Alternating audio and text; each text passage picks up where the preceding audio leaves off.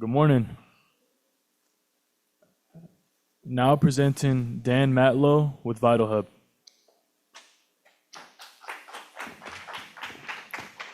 Good morning, everyone. Hopefully it's good. We've got an early start. It's a short presentation today. It's only about 25 minutes. I think we're around for the rest of the week, so whatever we can cover off would be great, and we're around for questions either at the end of today or feel free to come by where we're hanging out, but we'll be hanging around for the next little while. So who are we? VitalHub we've been around since about the 2010 place, but really got started in 2016, 2017.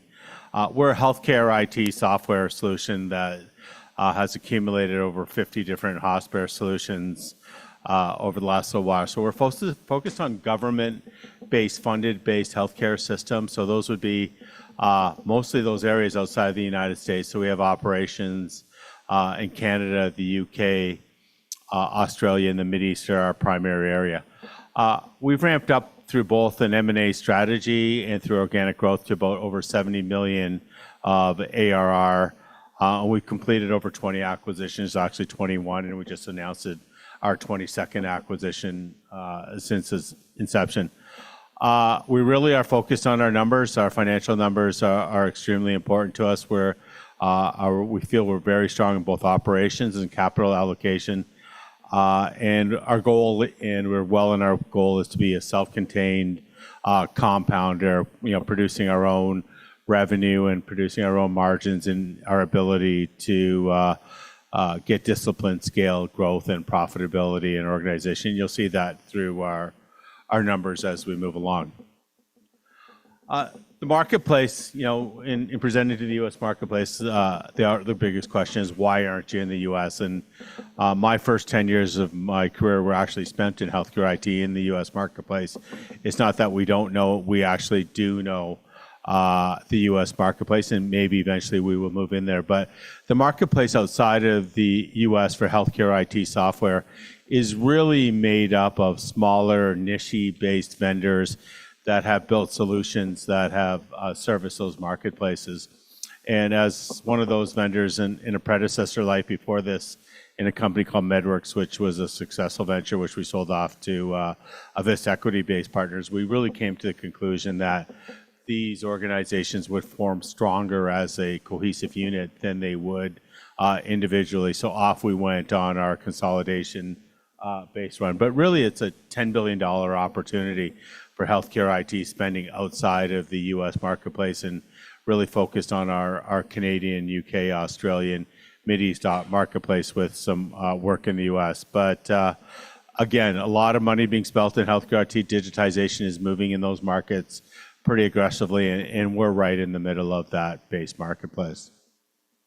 So what do? We really have concentrated on three main marketplaces, with our patient flow and operational visibility market being our primary base market. So those are solutions that help healthcare organizations really help with the movement of patients throughout their organization. So capacity is really a strong driver within healthcare. Moving patients effectively through the healthcare organizations is what's talked about every day within a boardroom of every healthcare-based organization. So we have two different areas where we have healthcare, where we have applications in patient flow. One is what we call operation and visibility solutions. So those are data analytics solutions that help healthcare organizations, be it the government itself or the acute care or a division within a hospital, get insights into what the patient movement is within those organizations, and really to help them define those processes that it could do that. And then we have patient engagement solutions. Those are solutions that we, as patients, use as we navigate through the healthcare system to help us navigate those systems, be it a preoperative based assessment and appointment scheduling, or aftercare-based questionnaires or aftercare-based solutions. So we've accumulated over 40 different products in those arenas, and we're continuously looking to add more. The second area we have is electronic records for social services or care coordination. So We have about 20 different solutions. So it's primarily based in the Canadian marketplace, but it's social-based services-based software. So that wouldn't be an electronic healthcare record for physicians, nor would it be an acute care setting within a hospital-based setting. It would be those environments that would do that. It would still be B2B.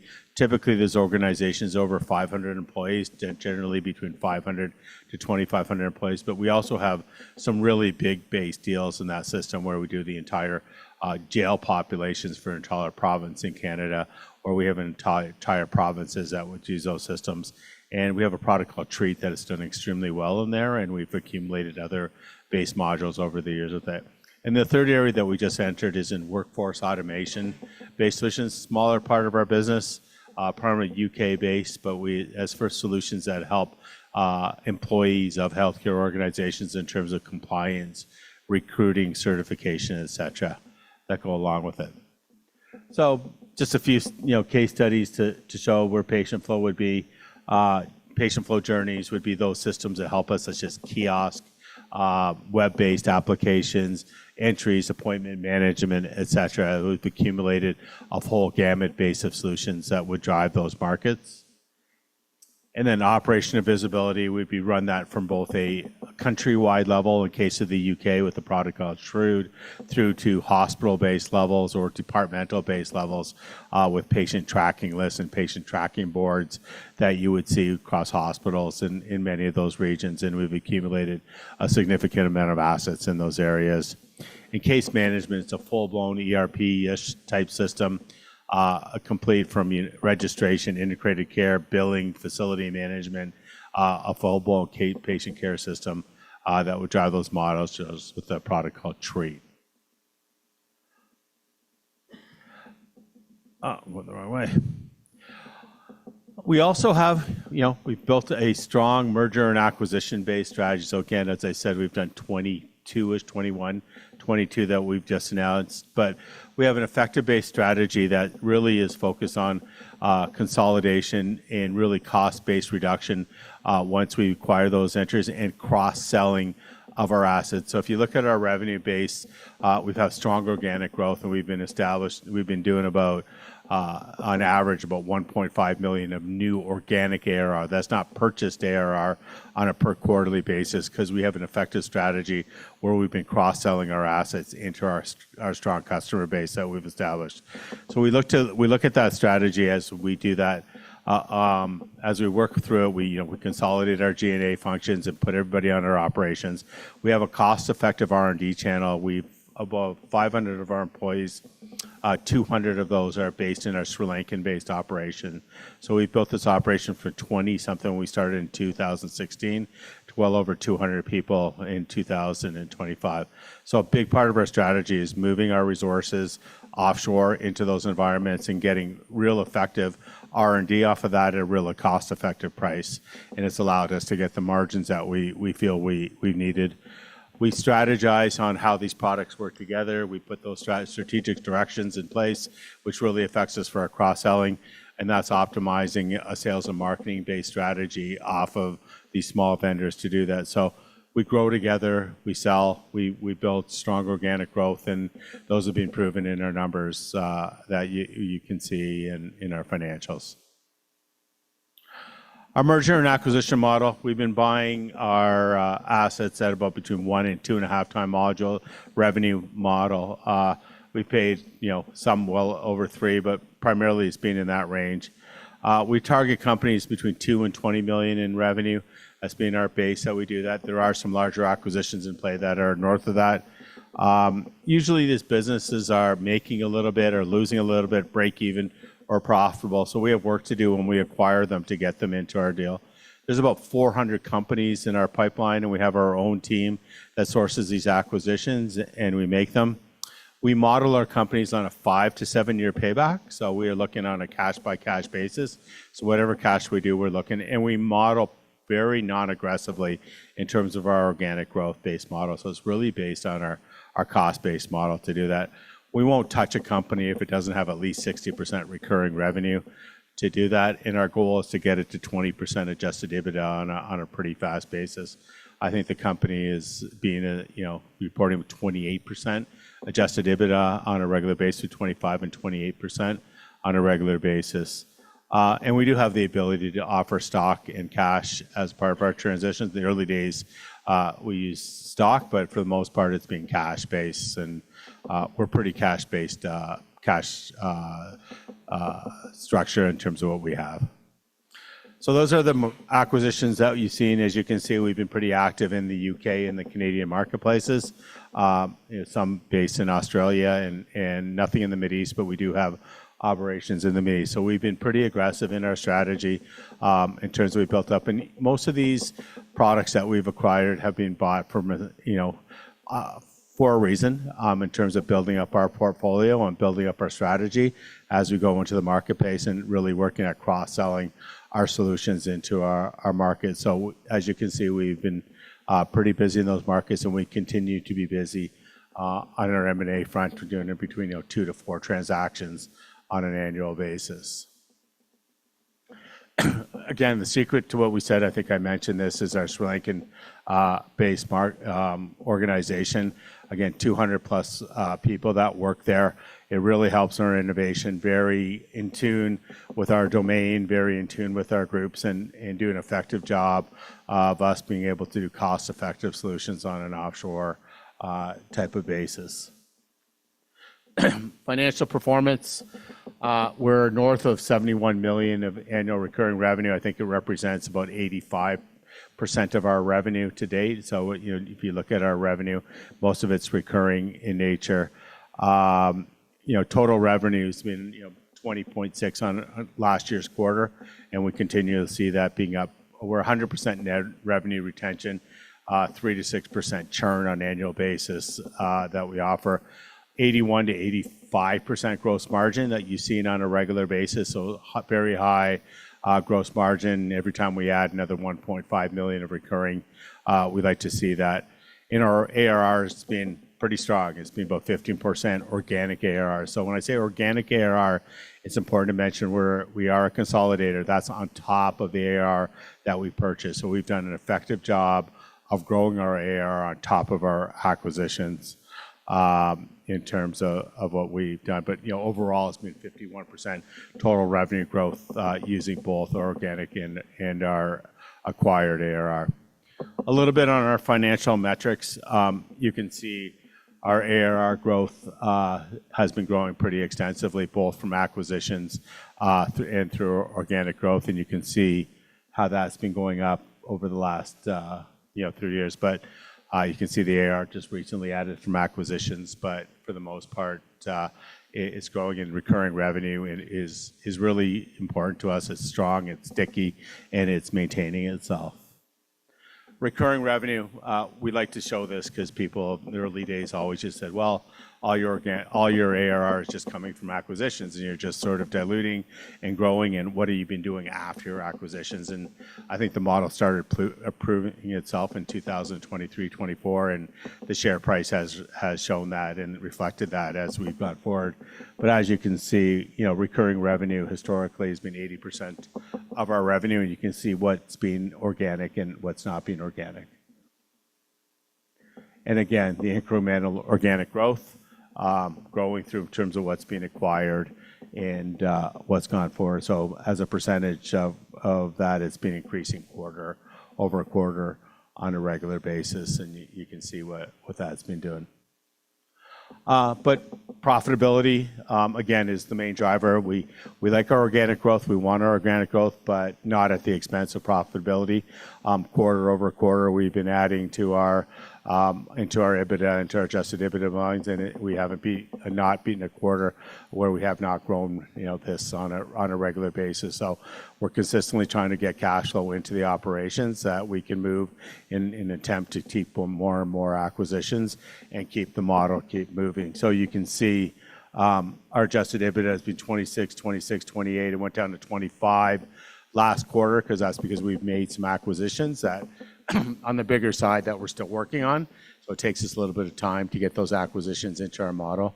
But we work on the rule of 40, and you can see on this stuff, based on our model. So we've been doing 16% organic growth and above 25% adjusted EBITDA to get us to the magical Rule of 40 that's being important to us. Liquidity is important. We actually have close to over 90 million in cash at the moment available, ready for us to do acquisition. There's zero debt in the company, although we do have a credit facility of 60 million available to us. So we have over 150 million available to us to do acquisitions at the present time. There's about 55 million shares outstanding in the organization, and 15% of that is insider-based. We think there's a big chunk of our base is institutions. There's about 70% institutions that we feel that's in our story, and it's been we've seen a lot of interest in institutions on a regular basis throughout 2024.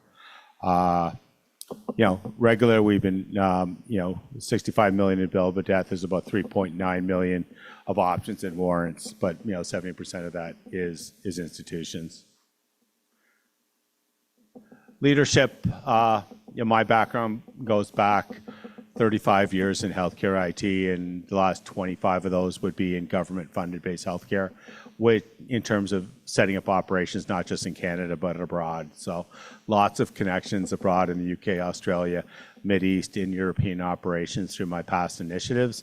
And we've brought those initiatives to the forefront with VitalHub in terms of our ability to execute on these acquisitions. Some of these companies that we've been buying, I've known for over 15, 20 years that have been in the market, and some of them are 5 years. But we've really built a good base, and we're surrounded by other people that have strong base in healthcare IT software, 20 plus years of people that are in that area. Our board, again, very strong board, complemented by myself and others that both have financial experience as well as healthcare IT software experience, others that have done M&A-based work in the past. But we're proud of what we have in terms of the team, and look forward to continuing forward. Why invest? You're really investing in the model. You're trying to believe in what this model is about in terms of a compounder and strategic assets. The model is proven. The model is going forward. There could be some bumps in the road. There could be some greatness in the road, but the model will be the model. But it's accretive M&A that we do effectively. Cost optimization is really at the core of what we're all about, and ARR growth is something that's important to us on a go-forward basis. But that's what we're all about, and I'm open for any questions that anybody might have. Go ahead.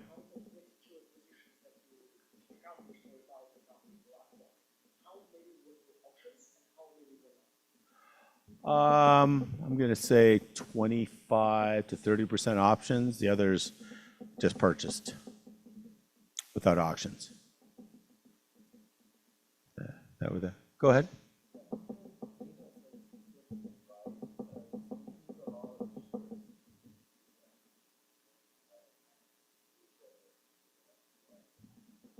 I don't think we have actually used a lot of shares in the early days. There's 55 million shares outstanding. The last acquisition, we used some shares that they did, but prior to that, we've been using cash primarily. In the early days, we used stock, but really there hasn't been much share dilution at all, relative to our stuff. It's been through our own cash flow being produced or equity finances that have really been our cash sources. Go ahead, one here.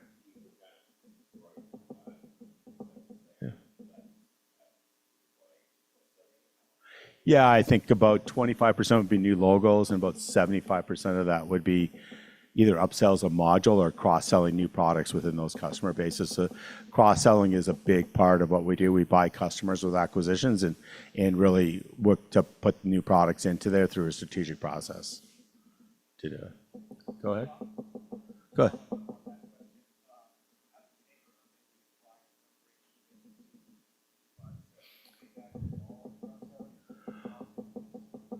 There's synergies through the selling, but our real thing is cost validation using our Sri Lankan-based sources. So we move as much technology. A big source of their cost base for these small companies is technology.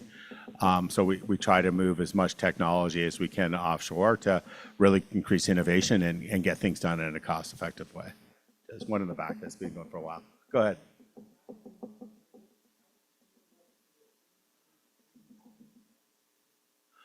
MedWorks was a single product, and we learned that we couldn't expand in Canada. So a lot of the problems that are associated with our market is the size of the TAM. You can't get the TAM big enough to get the investors attracted enough to it to actually get the growth that you need. So when we started moving MedWorks outside of Canada, the growth started. And there's some shareholders that wanted to exit, and it was my first exit. So we did do that, and it was effective. Would we sell this? Maybe. There's private equity definitely interested, but that's not really what our goal is. We think, as a publicly traded company, we're structured just fine, and we're continuing to see growth, and so far the momentum just keeps going. So we just keep moving along, and that's what the plan is. But there is no shortage of PE that's definitely interested. We've created a special platform that some PE thinks that they can take to the next level, and we've had discussions with those, but right now that's not what we're doing. Go ahead.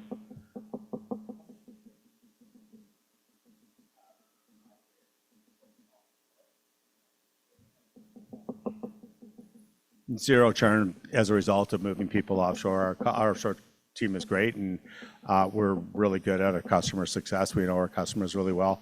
We have 3 to 5% churn overall. I don't think that would be any different being offshore or onshore. We're proud of that operation, and we own it. It's not contracted, so it's us, right? We're part of that group, and we like what it is.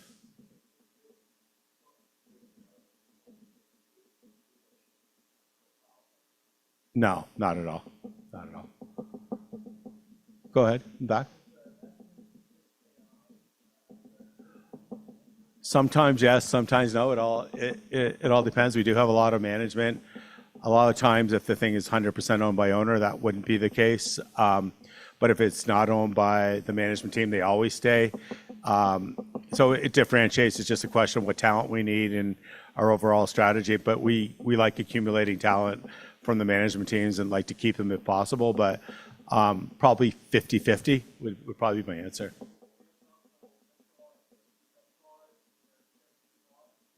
We centralize our technology operations, and we put everybody on our own systems. Our commercial and go-to-market strategies are based regionally. So regionally, we'll go to market differently in the UK than we will in Canada, Australia, and the Mideast, just because it's different healthcare systems and drivers. But technologies and implementations are all centrally controlled so that we can move resources around as needed, depending on what technologies are the focuses at the time and where we're seeing the more work that gets established with it. Go ahead.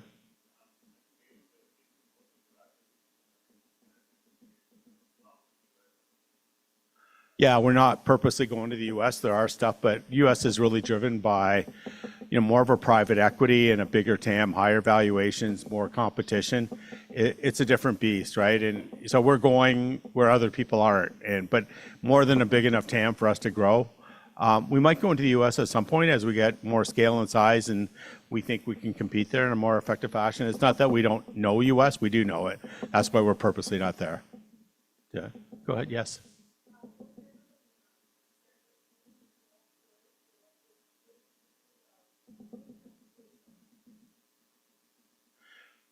Probably just acquisitions, using cash for acquisitions. We had 2 big acquisitions. We would have used cash for those acquisitions. That's probably what it would be. Go ahead.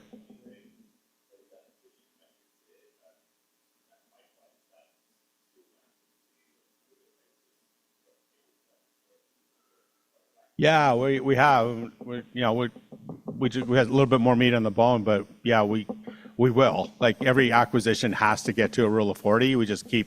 It just has to happen, right? So that's the model that we model it. We carefully look at those companies, and some take a little longer to get there than others. But if we're not getting it on the top, we're going to get it on the bottom. We'll make the changes to those strategies corresponding. So every acquisition has to either give it to me on the top or the bottom side. But it's important for us to produce our metrics. So metrics drive everything that we do, and our investors will always see that. And the more acquisitions we get, the more opportunity we get those metrics. So we want to, the goal here is to become a cash machine, and we are turning into a cash machine. So that's what we want here, and that's where it's going to continue to establish. And I think the investor base has caught on to it. So that's why the stock has really performed to how it has. Good. I think we're getting cut off, but I'm available in the front if anyone has questions outside. Thank you.